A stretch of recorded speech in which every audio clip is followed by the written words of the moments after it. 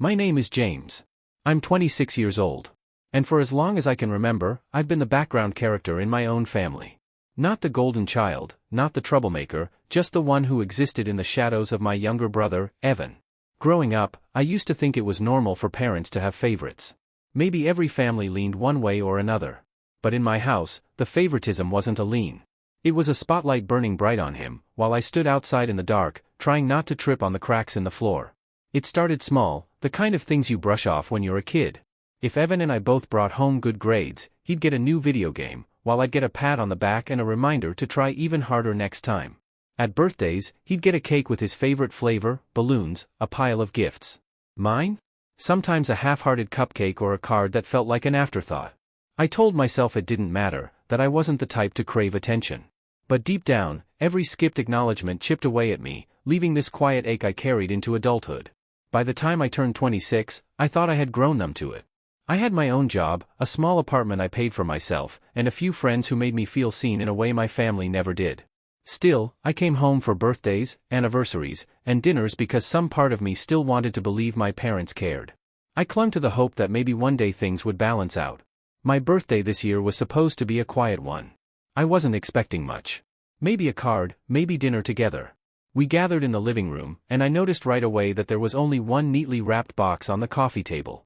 It was small, with shiny blue paper and a ribbon. I smiled faintly, convincing myself that maybe, just maybe, they had actually remembered me this time. But when my mom picked up the box and handed it to Evan, my stomach twisted. "This is from us," she said brightly, watching as he tore into the wrapping paper with that grin he always wore when the world revolved around him. Inside was a sleek smartwatch, the exact one I had been saving up to buy for myself. My father chuckled as Evan slipped it onto his wrist, saying, "Perfect fit for the perfect son." I sat there, frozen, my smile plastered on like a mask, my fingers digging into my jeans. Then my mom turned to me and said words that burned into my memory. "James, you don't deserve anything right now. You should be grateful we even let you come over." It was like the air got sucked out of the room. Evan laughed softly, not maliciously, but in that careless way someone laughs when they're used to being adored. I felt my chest tighten, my heart pounding, but I didn't argue. I didn't cry. I didn't even leave. I just sat there, silent, nodding as if I agreed with them. Inside, though, something cracked. That night, after everyone had gone to bed, I went back to my room in the house I grew up in, my old room that still smelled faintly of dust and old carpet. And I started packing, not frantically, not with tears streaming down my face, but slowly, deliberately.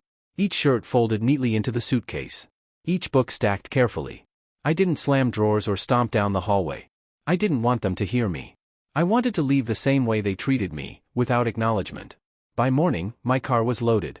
I stood in the driveway for a moment, looking back at the house where I had spent years of my life waiting for something that never came. No one noticed me pulling away. No one came outside to stop me. It was as if I had been erased before I even left. Weeks passed. I didn't reach out. I didn't answer their calls, not that there were many. For the first time, I felt a strange sense of peace, like I had finally cut the strings holding me in place. I poured my time into work, into building something of my own, into surrounding myself with people who actually valued me. But then came the moment that made me realize the story wasn't over. Weeks later, on Evan's birthday, while they gathered again around the table with cake and candles, singing to him like always, their phones lit up all at once. 74 missed calls. A single message waiting, one they never expected to see. And that's where everything began to change. I didn't send that message lightly. It wasn't some impulsive act of anger. It was calculated, the result of weeks of silence where I finally had time to think, really think, about how my family treated me. But before I get to that message, I need to explain how the tension had been simmering long before my birthday. Because the truth is that one night wasn't an isolated event. It was just the breaking point in a long pattern of mistreatment. Growing up, Evan was the son, and we were all expected to orbit around him. If he wanted something, it was delivered. If I wanted something, it was too expensive or not practical. I remember once, when I was 16, I saved for months doing odd jobs just to buy a guitar. The day I brought it home, my dad looked at me and said, "Why waste your money on that? You'll never be good enough to play anywhere." I laughed it off, then tried to shrug it away. But Evan, when he turned 16, they surprised him with a car. A used one, sure, but still a car. And when he scratched it a week later because he was texting while driving, Dad patted him on the back and said, "Don't worry, son. We'll get it fixed." That was the way it always went. If Evan failed, it was a learning experience. If I succeeded, it wasn't enough. And as adults, nothing had changed. I remember one Thanksgiving, not long before my birthday. I brought a bottle of wine I had saved up for something special. My mom glanced at it, muttered, "Cheap," under her breath, and shoved it to the side. Evan walked in late, empty-handed, and everyone lit up like he was some celebrity making an entrance. He told one joke about his job, and suddenly he was the most charming man alive. Meanwhile, when I shared news about a promotion I'd worked years for, my father said, "Don't get cocky. That place will replace you in a heartbeat." It wasn't just neglect. It was dismissal. Like I wasn't a real person with accomplishments or feelings. And the more I think back on it now, the more I realize they weren't just blind to me. They chose to belittle me.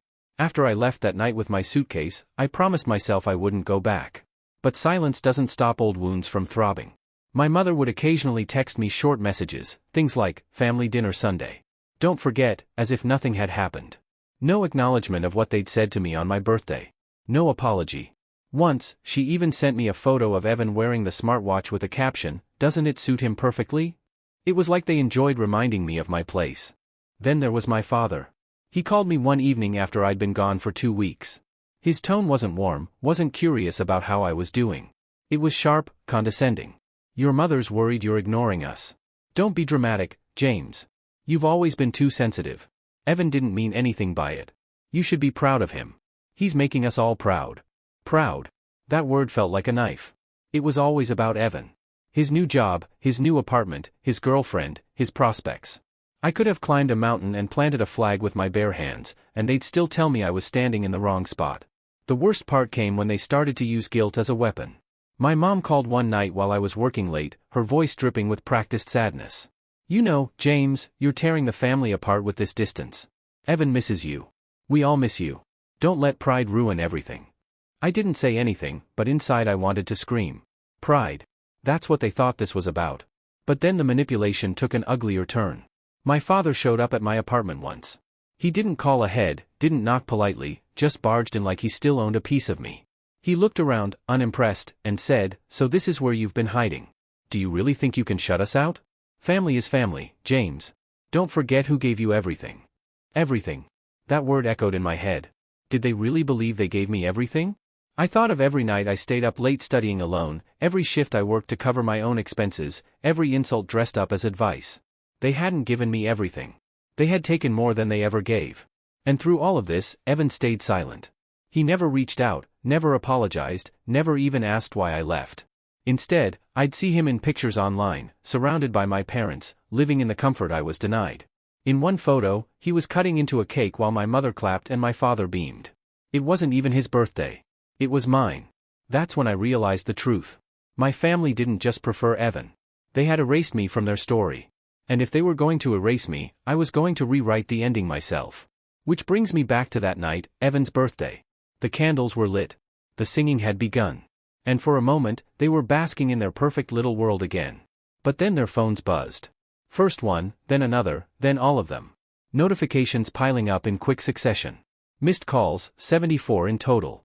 And at the center of it all, a message they never expected. That was the moment the balance began to shift. The night of Evan's birthday should have been uneventful for me. I was miles away, sitting in my apartment with a glass of water in hand, trying not to think about them. But the truth is, I knew exactly what they were doing. I could picture the cake, the candles, the way my mother's voice would lead the song slightly off-key, my father's booming laugh echoing through the house.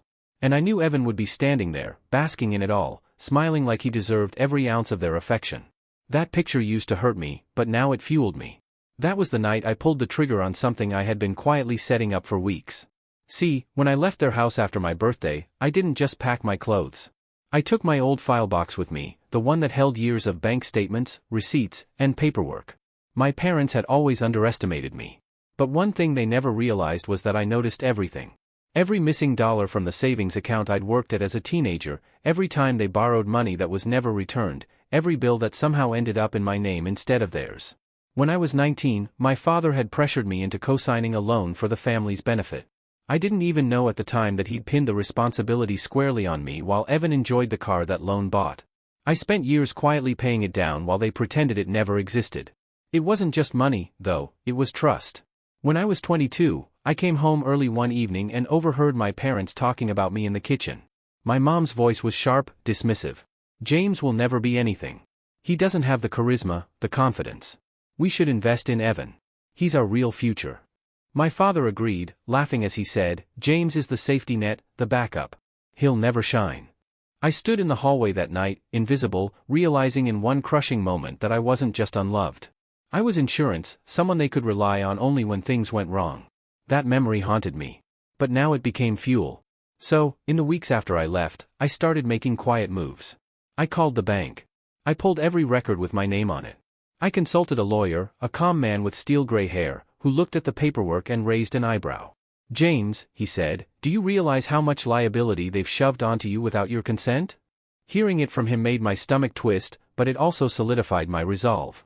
I wasn't imagining things. I wasn't crazy or oversensitive. They had used me over and over, and now they were going to see the consequences. The betrayal that stung the most, though, came just a few days before Evan's birthday. I was scrolling through social media late at night when I saw a post from him. A photo of the smartwatch on his wrist, captioned, "Thanks to Mom and Dad for the best birthday gift. Couldn't ask for a better family." Early.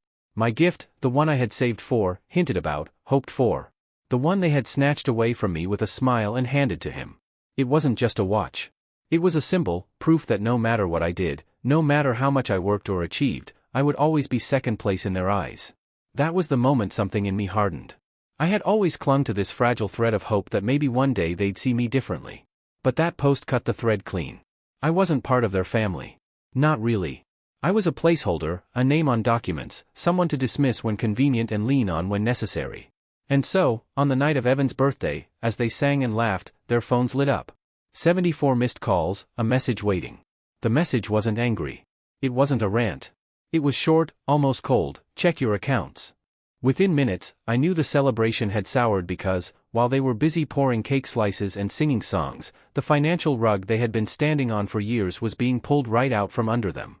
But the money was only the beginning. Because the real betrayal, the one they never saw coming, wasn't just financial. It was the truth I was about to lay bare. The truth I had carried in silence for years. And when that truth came out, it wouldn't just break their trust in me. It would shatter the perfect little world they had built around Evan. After I sent that message, those 3 simple words, check your accounts, I thought I'd feel instant relief. I thought the years of being dismissed, belittled, and erased would suddenly fall off my shoulders. Instead, I sat in my apartment with the silence pressing against my chest. A heavy, suffocating kind of silence. My phone buzzed relentlessly for hours. First from unknown numbers, then from my mother, then my father, then even Evan. I didn't answer a single one. I just stared at the screen as the calls stacked up, 10, 20, 50, 74. I turned the phone face down and let it vibrate against the table until the battery died. But the aftermath wasn't clean. Revenge isn't a switch you flip. It's messy, complicated, and it always drags pieces of you down with it. For the next few days, I didn't sleep much. Every time I closed my eyes, I replayed moments from my childhood, sitting at the dinner table while Evan told stories and everyone laughed, while I pushed food around my plate, invisible. My dad's voice telling me I'd never amount to anything. My mom sighing whenever I spoke, like my words were a burden. I had thought that by finally standing up for myself, I'd be free. But freedom has a strange way of feeling empty when you've been chained for so long. Then the fallout began. My parents didn't just call, they showed up. It was a Thursday evening when I heard the knock. No, not a knock, a pounding on my apartment door. I didn't move. I just sat there, my heart racing, as my mother's voice rang through the hallway. James, open this door right now. What have you done? Do you have any idea what position you've put us in? My father's voice followed, lower but sharper. You're going to regret this. Family isn't something you walk away from. I didn't answer. I couldn't. I waited until their voices faded, until the sound of their car pulling away finally left the night quiet again. But something about their anger lingered in the air like smoke after a fire. I realized then that, for the first time, they weren't dismissing me. They were afraid of me. And, oddly, that fear made me feel both powerful and utterly alone. The loneliness cut deeper than I expected. My friends noticed it too. One night, I was sitting with Marcus, a guy I'd known since college, and he leaned across the table and asked, "Man, are you okay? You've been different lately." I wanted to tell him everything, but how do you explain years of invisible wounds to someone who hasn't lived them? I just shrugged, muttered something about stress at work, and changed the subject. Inside, though, I was unraveling. Work was no escape either. My mind wandered constantly, my focus slipping. My boss pulled me aside after a meeting and said, "James, you're usually sharp as a tack. What's going on?" I didn't have an answer. How could I explain that? While my colleagues were worried about deadlines and projects, I was stuck replaying the sound of my father's laugh when he called me a failure, the way my mother's eyes glazed over whenever I spoke. The lowest point came one night when I stood in front of the mirror, brushing my teeth, and barely recognized myself. My eyes looked hollow, my face pale, my shoulders slumped like I was carrying weights no one else could see. For a moment, I wondered if they had been right all along, if I really was the background character in my own life. But then something shifted. It was subtle, like a flicker of light in a dark tunnel. I realized that, for the first time in years, I wasn't bound to their approval. They could hate me, call me dramatic, call me ungrateful, but none of that mattered anymore. I had broken the script they'd written for me, and that meant I could start writing my own. So, I began planning quietly. Not grand schemes of revenge, at least not yet. Just small steps toward reclaiming myself. I started documenting everything, every loan, every account, every moment I had been used as a scapegoat. I bought a second file box and organized it neatly, label by label, like a soldier preparing an arsenal. It wasn't about striking back yet. It was about making sure that, when the time came, I wouldn't falter. I also started pulling away more deliberately. If my parents texted, I didn't respond. If they showed up, I didn't answer. Evan tried once, leaving a voicemail that was surprisingly calm. "James, I don't know what's going on, but you don't have to do this. Just call me, okay?" I stared at that message for a long time. Maybe part of him meant it, but then I remembered the photo of the watch, the smug caption, the years of him standing silently while I was erased. No, Evan wasn't innocent. He was complicit. Every day felt like walking a tightrope between despair and determination. I had moments where I wanted to cave, to go back, to apologize just to feel like I had a family again. But then I'd open my file box, run my hands over the documents, and remind myself they chose this path. They chose to betray me. And as I slowly steadied myself, I began to see a new horizon. I didn't just want to break away anymore. I wanted to rise so high that they would choke on their own words when they saw me again. But before that rise, I had to endure the fall. And the fall was far from over. The weeks after that rock-bottom stretch were some of the hardest of my life, but slowly, almost imperceptibly, things began to shift. It started with small choices, things that didn't seem monumental at first, but added up to something bigger. I forced myself to run every morning, even when my body ached and my mind screamed at me to stay in bed. At first, I couldn't manage more than a mile without stopping. But eventually, I found myself running further, faster, stronger. Every drop of sweat felt like I was pushing out years of neglect, years of invisible weight. I poured myself into work, too, but this time with a sharper edge.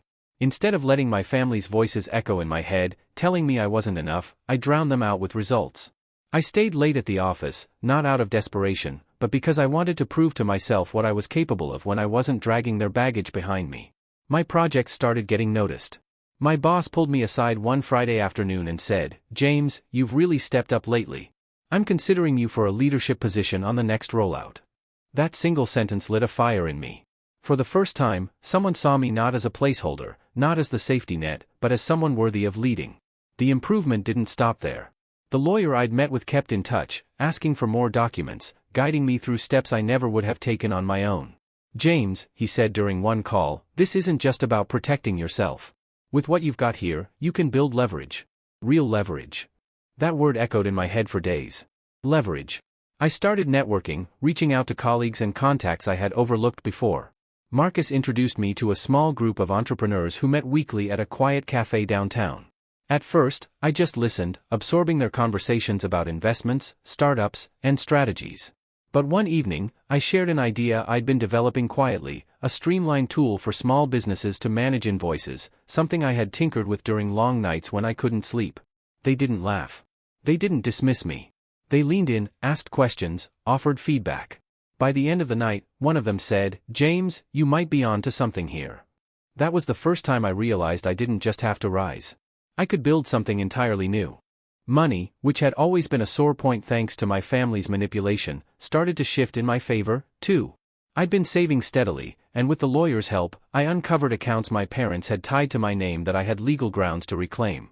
It wasn't an overnight windfall, but it was enough to breathe easier, to invest in myself instead of constantly being drained. Meanwhile, the silence from my family grew heavier. My parents stopped showing up at my apartment, though their messages still came through in bursts. Guilt-ridden one day, angry the next. "You're tearing us apart," Why are you punishing us like this? Family is everything. And then, you'll regret turning your back on us. I stopped reading them. I stopped letting their words burrow into my skin. Evan, however, was different.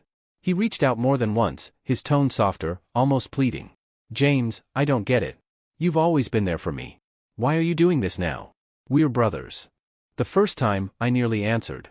But then I remembered every birthday where he blew out candles while I sat forgotten in the corner.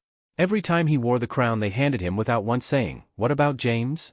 His silence all those years spoke louder than any words he could give me now.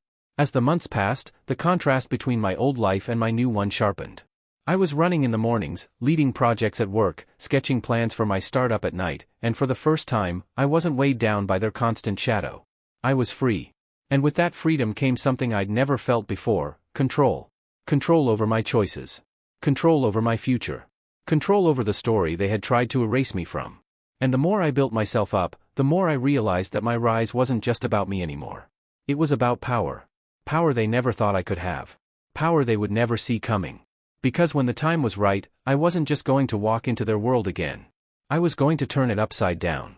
The rise was steady, but what came next was the turning point. The moment where all the pieces began to align in a way that almost felt fated. By then, 6 months had passed since I'd walked out of that house with my suitcase. In that time, I had transformed. I wasn't the silent shadow at the family table anymore. I was someone with momentum, someone with direction. And then, almost by accident, I stumbled into the opportunity that would set the stage for everything that followed. It started at work. After months of grinding, the leadership role my boss hinted at finally became official. I was given oversight of a mid-sized team for a new project, one with real visibility, real weight.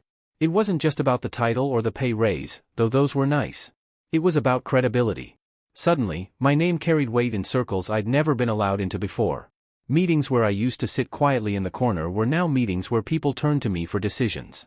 It was subtle, but every "What do you think, James?" chipped away at the years of being silenced at home. But what made the position truly powerful wasn't just the role, it was the access. I was now in touch with clients, vendors, and business partners, many of whom had deep ties in the community. One of them was a man named Harrison, an older entrepreneur who had been around long enough to know everyone. He had a way of leaning back in his chair during conversations, studying me with sharp eyes that missed nothing. After one meeting, he pulled me aside and said, "You remind me of myself when I was younger. Smart, but underestimated. Don't waste time proving yourself to people who will never see your worth. Build your own table." That sentence stuck with me. Build your own table. I started spending more time with Harrison outside of work, coffee meetings, networking events, quiet dinners where he shared stories of how he'd been overlooked early in his career, too. One evening, after I told him about my idea for the small business invoicing tool, he tapped his finger against the table and said, "James, you've got something there. And I know people who'd be interested in backing you if you're serious." That was the first spark of something bigger than just escaping my family's shadow. It was the beginning of building a future they could never touch. But the real setup for revenge came in the most unexpected way. While digging deeper into my finances with my lawyer, we uncovered something unusual.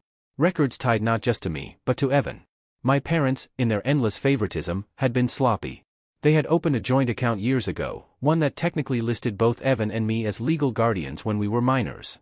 But here's the thing, even after we were adults, they had kept my name attached to certain assets Evan was now dipping into freely under the assumption that everything belonged to him.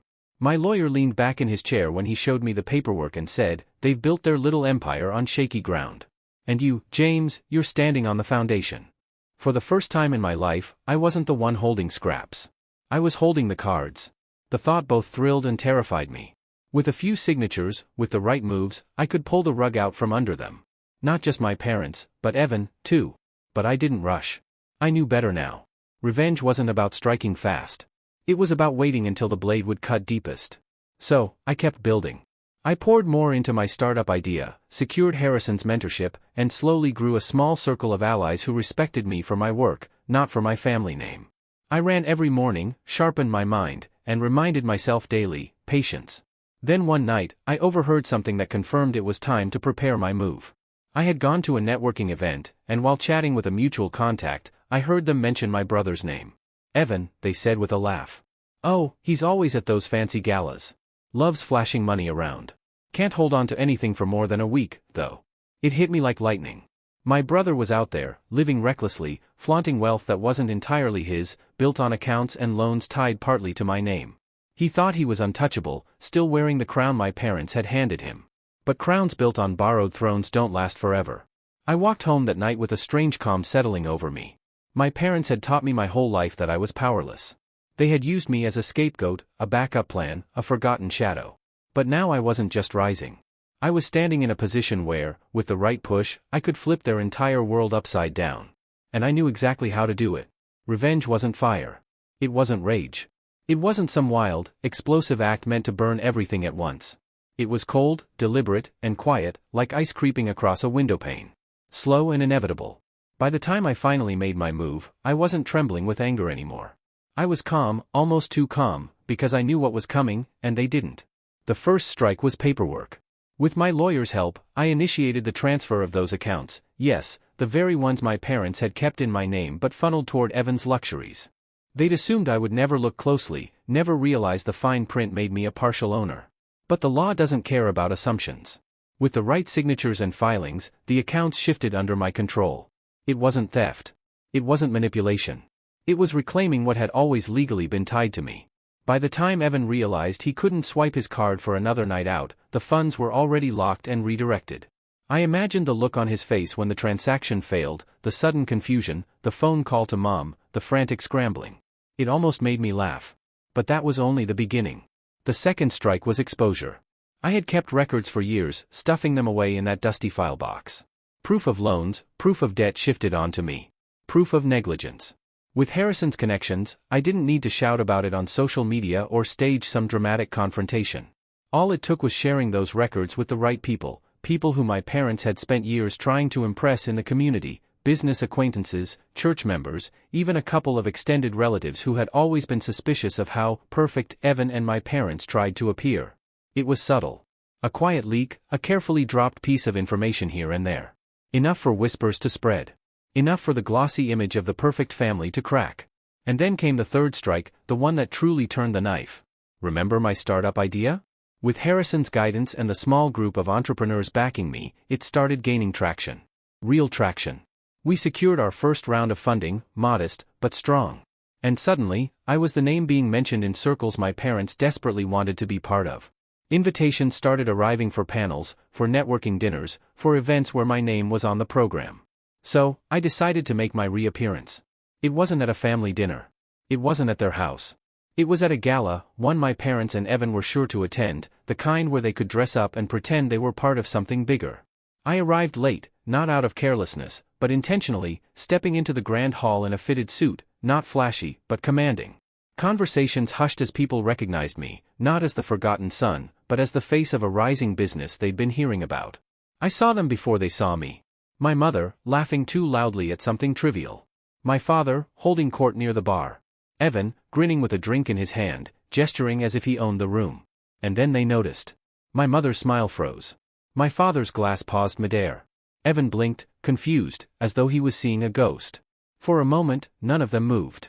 And then, almost instinctively, they tried to recover, smiles pasted back on, arms open as if nothing had ever happened. "James," my father said, voice booming but brittle. "Son, there you are." "We've been meaning to." I didn't let him finish. I simply smiled, calm and collected, and said, "You might want to check your accounts." The color drained from his face. My mother's hand tightened on her glass, knuckles white. Evan shifted uncomfortably, pulling out his phone under the table like he couldn't help himself. When he saw the balance, I watched his expression crumble, confusion, then panic, then a flash of anger he didn't know where to place. I didn't need to raise my voice. I didn't need a scene. All I had to do was exist, successful, untouchable, standing on ground they never thought I could claim. And the whispers around the room did the rest. People were already talking about the accounts, about the loans, about the years of favoritism and misuse. My family's perfect mask was shattering right there in real time. And I didn't have to lift a finger. That was the beauty of it.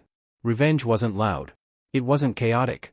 It was standing there with a calm smile while the empire they built on my back collapsed around them. But this was only the beginning of their unraveling. The silence after my words, "You might want to check your accounts," hung in the air like a storm cloud. My father's jaw tightened, his booming voice failing him for the first time I could remember. My mother looked around the room, her eyes darting from one face to another as she realized the whispers weren't just whispers anymore. They were pointed, curious stares. And Evan looked at his phone like it had betrayed him, swiping again and again as if the numbers would change if he just looked hard enough. "James," my father finally managed, his voice low, dangerous. "What have you done?" But before I could even answer, someone else approached. Harrison. He shook my hand firmly, clapping me on the shoulder. "James, good to see you here. The work you're doing with your company, impressive stuff. You're going to make a real impact." He didn't even acknowledge my family. To him, they were just shadows on the wall. That moment sealed it. The contrast couldn't have been sharper, me, recognized, respected, elevated, and them, exposed and unraveling. In the days that followed, the fallout spread like wildfire.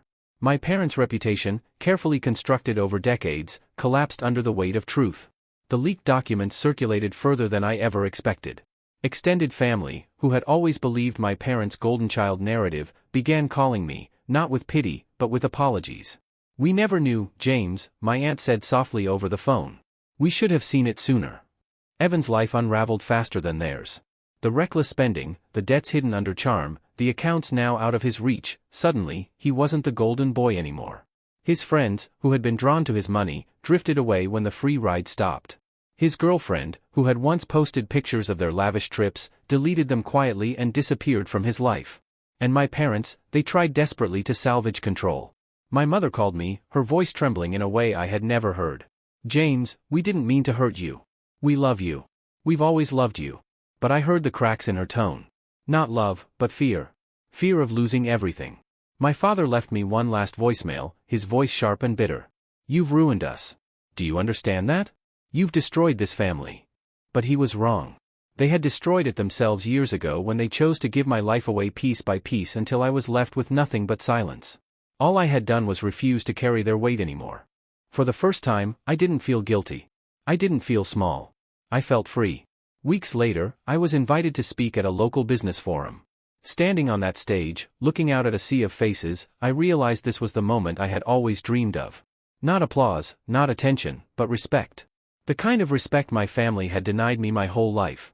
And in that moment, I didn't need to think about them anymore. They had been my shadow for too long. As I finished my speech, I glanced at the back of the room. My parents weren't there. Evan wasn't there. They wouldn't be. Their world had crumbled, and mine had just begun.